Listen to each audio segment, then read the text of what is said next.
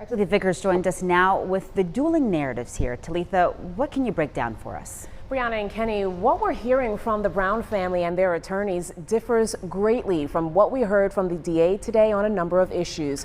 One centers on how many times 42-year-old Andrew Brown Jr. was shot. Today, the DA played body camera video from the moments leading up to the shooting. Again, this may be graphic for some.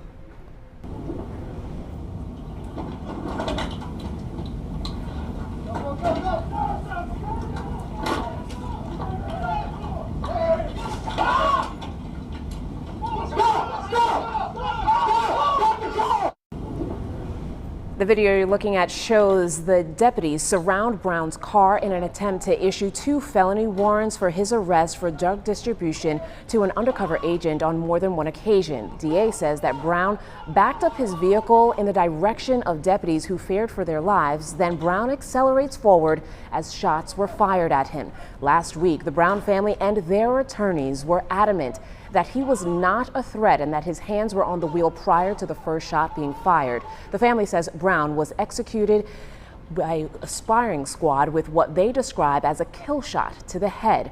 While the official autopsy has not yet been finalized, District Attorney Andrew Womble shared the number of bullets that he says Mr. Brown was hit with and the location.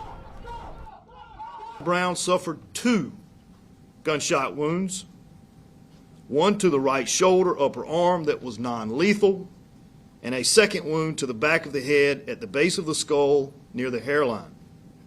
There were 3 bullet fragments recovered from the wound to the back of the head.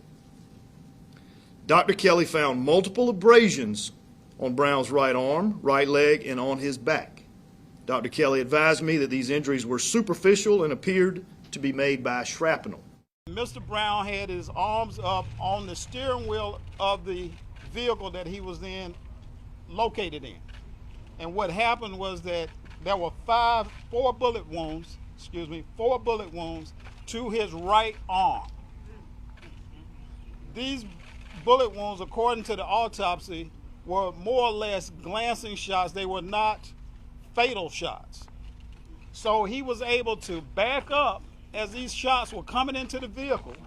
He was able to back up, turn the vehicle around, spin off across a vacant lot, and at that time he was hit in the back of the head here, and that is the fatal bullet wound. The DA saying that there were 2 bullet wounds to Brown, and as you just heard, the family has hired a private pathologist, and the results of that report showed 5 bullet wounds, 4 shots to the arm and 1 to the head, which is being reported as the one that killed him. And coming up next at 6 o'clock, we're going to break down the conflicting reports from the DA and family about Brown's compliance with officers' orders leading up to the moments that he was shot and killed. Back to you.